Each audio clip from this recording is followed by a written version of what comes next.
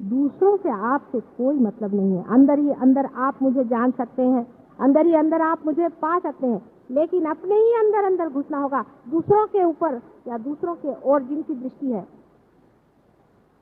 उनसे मैं बार बार ये बताना चाहती हूँ कि ऑर्गेनाइजेशन का कोई मेरे आगे मतलब नहीं। मेरे लिए ऑर्गेनाइजेशन आदि कुछ चीज का मतलब नहीं।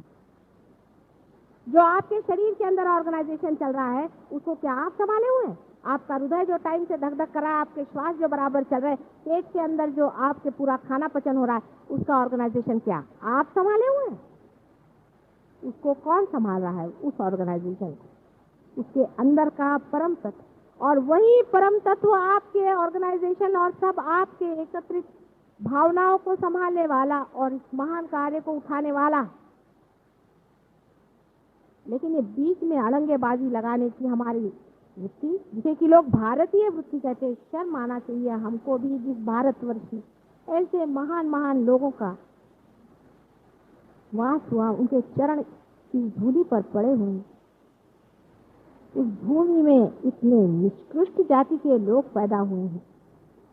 समझ में नहीं आता है कि कलियुग क्या सारा यही अवतरित होने वाला है। जब भी आपका मन कोई जलसी से भर जाए, अपने साथ घृणा करें, घृणा करें, छी छी छी छी।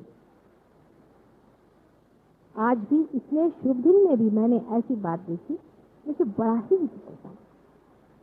आज कितना मंगल का समय, कितना आनंद का समय है, और कितनी बहार आनी चाहिए थी, जैसे कि संसार में एक नया ही वातावरण और हवा फैली। उसके जगह देखती क्या हूँ कि जलसी की बात है। यही दुश्मन है हमारे। याद रखिए, हमारे महत् कार्य में, हमारे परम कार्य में परम तत्व जीना चाहता है, पनपना चाहता है, फूटना चाहता है सारे संसार के सुख और आनंद और शांति की। आप लोग जरा संभल के रहे, आप लोग जरा समझ के रहे और उसको पालें। सहयोग का जो एक छोटा सा दोष है, उसे समझ लें कि आपकी स्वतंत्रता पूरी तरह से मानी जाएगी, आपकी स्वतंत्रता पूरी तरह से मानी जाएगी और उसका पूरा आदर होगा। अपनी स्वतंत्रता का उपयोग आप अपने को परतंत्र करने में मत लगाइए।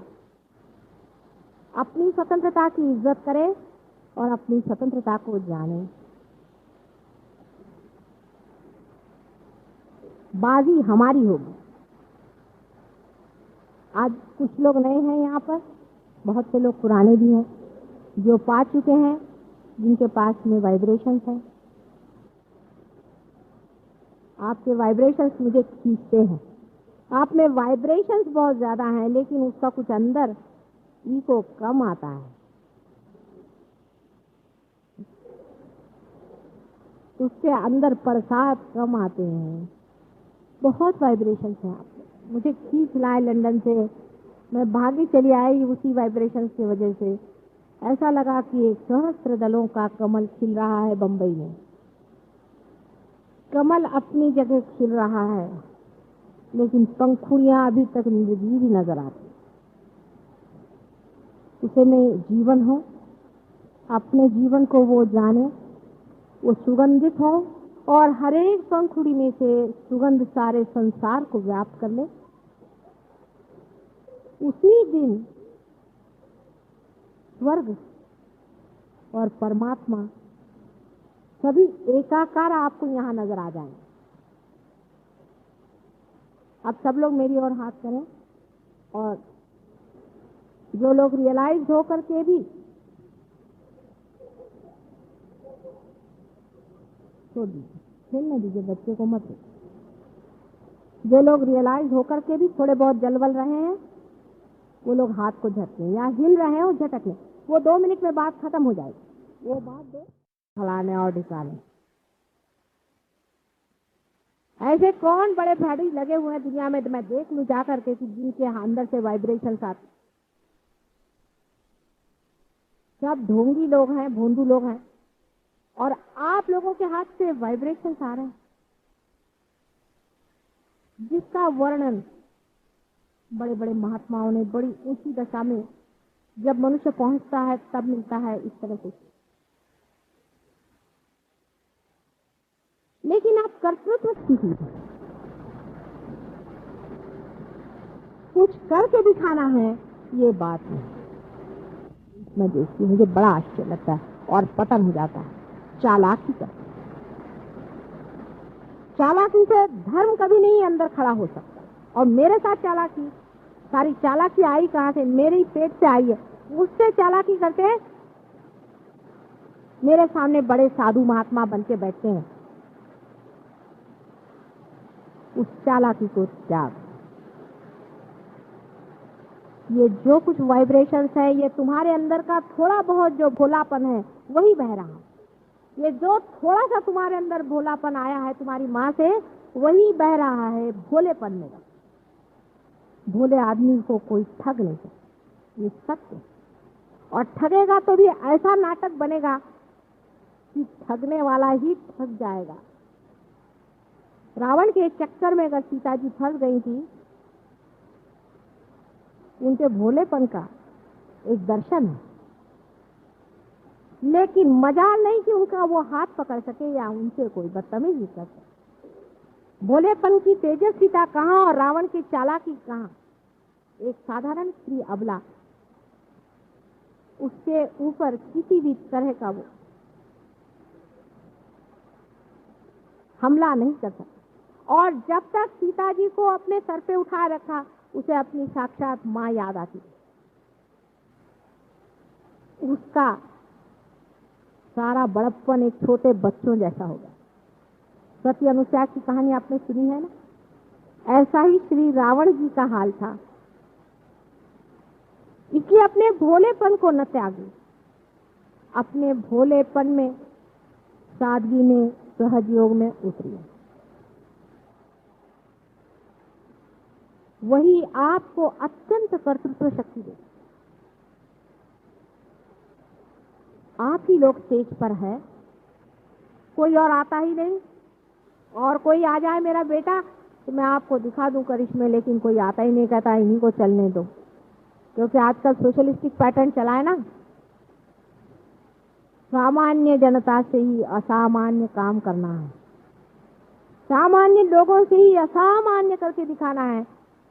इसीलिए ऐसे कोई आते नहीं, और आते तो जंगल में जाके बैठते हैं। आप लोग स्टेज पर आए हैं, बैकग्राउंड में सब लोग बैठे हैं गण आदि, इसका आपको पता भी लगेगा। लेकिन याद रखना कि एक एक आपकी एक्शन, एक एक आपकी बात जो आप मुझसे छुपाएं और गड़बड़ियां करें, सब चीज उनके पास लिखी जा रही है। और वो ऐसा आपको टांग अड़ा कर गिराएंगे कि फिर कहिएगा मुंह के बल आकर कि माँ ये क्या हुआ, हम तो तुम्हारी ही सेवा करते। उनसे आप पार नहीं आ सकते। इसलिए मैं बार बार आपसे बता रही हूँ कि बच के रहना। सहज योग में बहुत ही भोलापन चाहिए, और जो आप में भोला होगा उसके साथ सारे की सारे सेवा में खड़े, इसके चरणों में पड़ने के लिए तैयार है।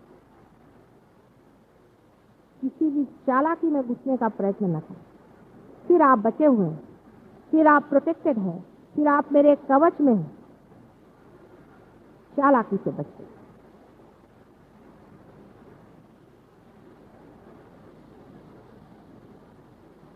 आज के शुभ मुहूर्त पर आपसे बार बार एक ही कहना है कि कोई क्षण अपने जीवन में ऐसे महत्वपूर्ण होते हैं कि हम इस किनारे से उस किनारे चले ही जाते, भवसागर तर ही जाते हैं। लेकिन भवसागर की थपेड़े खाने के बाद जब किनारे पे पहुंच गए तो नए उम्मीद से उठने की बहुत जरूरत है, नहीं तो भवसागर पार करने का भी कुछ फायदा ही नहीं है। आप लोगों को जो भी अनुभव साक्षात्कार के आए, वो किनारे पर जब बिल्कुल ही बेकार हो जाते हैं, तब मेरी समझ नहीं आता कि अब इनको कौन सा इंजेक्शन दूं कि उठ खड़े हो जाओ। हर एक को आज प्रतिज्ञा करनी चाहिए, जो लोग पार हैं, कि हमारे हाथों से बहुतों के हृदय में दीप जले और जो आनंद हमने उठाया है वही हम सबको बांटे। इसकी प्रतिज्ञा आप सबको करनी चाहिए। इसके लिए हम क्या कर रहे हैं, हम इसके लिए क्या प्रयत्नशील हैं। इतने शिष्य तो कभी भी किसी भी गुरु से नहीं होंगे जितने मेरे बच्चे हैं, और शिष्य से भी कहीं अधिक बच्चे अपने होते हैं। लेकिन कलयुग का मामला और माँ का हिसाब किताब जोड़ ले, इसे बहुत बचने की जरूरत।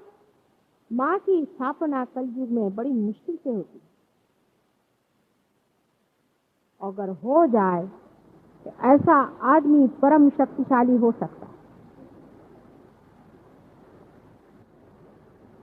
दूसरों से लड़ने में अपनी शक्ति व्यर्थ न करें, आपस में लड़ाई झगड़ा लगाने में अपनी शक्ति प्लीज व्यर्थ न लाइक करें, एंड सब्सक्राइब दिस दूसरों की चैनल ओर देख और करके सहयोग को फैलाने में अपनी हमारी शक्ति मदद नष्ट न करें। करें, लेकिन जय श्री अपने से माता। लड़िए, खुद से लड़िए, अपनी ओर देखें, अपनी ओर नजर करें और अपने से पूछो कि क्यों मैं इतना निर्बल हो रहा हूँ, क्या बात है, क्यों, आखिर क्या, कौन सी ऐसी बात है जो हमने आपको दी नहीं, कौन सी ऐसी बात है जो हमने आपको समझाई नहीं। आपने कहा हमें शरीर ठीक दो, भाई शरीर ठीक दे दिया। किसी ने कहा हमारे बाल सफेद कर दो, उनके बाल सफेद कर दिए। किसी ने कहा हमारे काले कर दो, उसके बाल काले कर दिए। किसी ने कहा बेटा दे दो, उनको बेटा दे दिया। किसी ने कुछ मांगा वो दे दिया। किसी ने कहा माँ इसका सारा ज्ञान बताओ, सारा गोप से गोपनीय ज्ञान बनाने की बैठे। किसी ने कहा माँ हमें ये चीज दे दो, वो चीज। सब देने के बाद भी अगर ऐसा ही निठल्लापन है तो फिर क्या किया जाए भाई, देकर हम लेने वाले तो नहीं है, लेकिन आपको और कुछ अगर पाना ही है उठना होगा, बगैर उठे काम नहीं होगा। आज के दिन जरूर सबको अपने मन ही मन प्रतिज्ञा करनी है। छोटी छोटी चीजों में मैं देखती हूँ कि मनुष्य घबरा जाता है। जैसे एक साहब को मैंने कहा यहाँ बैठी, दूसरे से कहा वहां बैठी, फिसल गए। एक को मैंने चिट्ठी लिखी, दूसरे को नहीं लिखी, फिसल गए। कोई साहब थे, उनको मंत्र गाने को कहा, दूसरे को इसको कहा, इस पर फिसल। ये क्या है?